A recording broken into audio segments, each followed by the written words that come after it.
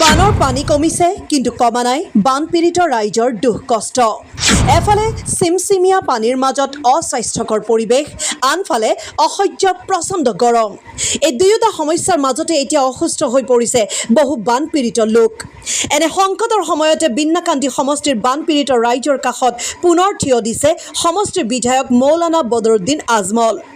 এই কঠিন সময়ত বিন্নাকান্দি সমষ্টিৰ বিধায়ক মৌলানা বদৰুদ্দিন আজমলৰ নিৰ্দেশ মৰ্মে বানপীড়িত ৰাইজৰ সহায়ৰ বাবে পুনৰ আগবাঢ়ি আহিছে আজমল ফাউণ্ডেশ্যন।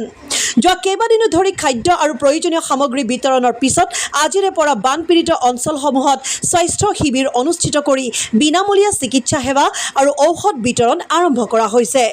মৌলানা বদৰুদ্দিন আজমলৰ নিৰ্দেশ অনুসৰি হোজাই হাম হাস্পাতালৰ পৰা মানিক মজুমদাৰৰ নেতৃত্বত চিকিৎসক আৰু নাৰ্ছৰ এটা দলে দীঘল জাৰুনীকে ধৰি 3খন বানাক্ৰান্ত অঞ্চলত উপস্থিত হৈ শতাধিক ৰোগীক স্বাস্থ্য পৰীক্ষা, চিকিৎসা সেৱা আৰু বিনামূলীয়াকৈ ঔষধ বিতৰণ কৰে।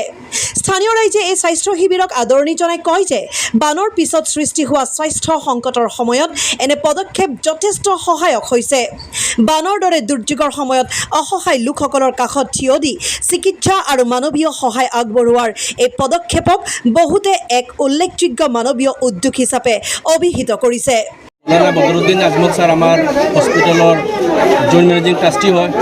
তেওঁ আমাক লগালগ মানুহৰ অৱস্থা শুনা পাই তেওঁ নিজে চাই আৰু আমাৰ UDFৰ যুৱ সমষ্টিৰ আমাৰ ৰাহানক আমাক লগত লগ ধৰাই দিছে। লগ ধৰাই কৈছে তোমালোকে ইমিডিয়েট এটা মেডিকেল কেম্প কৰা, মানুহৰ অৱস্থা বহুত বেছি বেয়া, জ্বৰ কাহ এইবিলাক। তেতিয়া আমাৰ হস্পিটেলৰ মেনেজিং আমাৰ ট্ৰাষ্টি শাহিদ হুছেইন ছাৰ, আমাৰ CMD doctor C Islam sir, তেওঁলোকে লগালগ আমাৰ মেডিকেল টিম এৰেঞ্জ কৰিব দিলে। আমাৰ ডক্টৰ মোৰ লগতে ডক্টৰ অনুকুল থাচা তেওঁ আছে। চবেই মিলি আমি এক দিনৰ ভিতৰত আমি মেডিকেল কেম্পৰ কাৰণে যিবিলাক ব্যৱস্থা ল'ব লাগে আমি তৎক্ষণাৎ ব্যৱস্থাটো লৈ আমি 3টা জেগাত আজি মেডিকেল কেম্প কৰাৰ কাৰণে আমি প্ৰস্তুত হৈ আহিছোঁ ৰাতিপুৱা উঠি।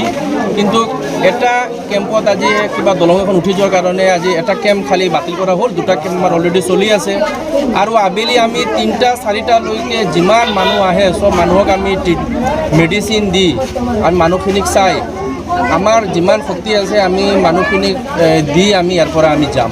আমি ইয়াতে আহি দেখিছোঁ মানুহখিনিৰ ইমান দুৰৱস্থা, নাই মেডিচিন পাইছে, না বাচ্চাবিলাকৰ মেডিচিন আছে, জ্বৰ কফ, ডাঙৰ মানুহৰ বুঢ়া মানুহৰ অৱস্থা একদম বেয়া। মই এইটোৰ জৰিয়তে মই গভৰ্ণমেণ্টকো আপিল কৰোঁ যেন ইহঁতে যেন এই বানপানীৰ যিবিলাক জেগা যিবিলাক গৈছে এইবিলাকক অলপ মেডিচিন ফেনাইলৰ ব্যৱস্থা কৰি দিবৰ কাৰণে বহুত দুৰ্গন্ধময় পৰিৱেশ সৃষ্টি হৈ আছে।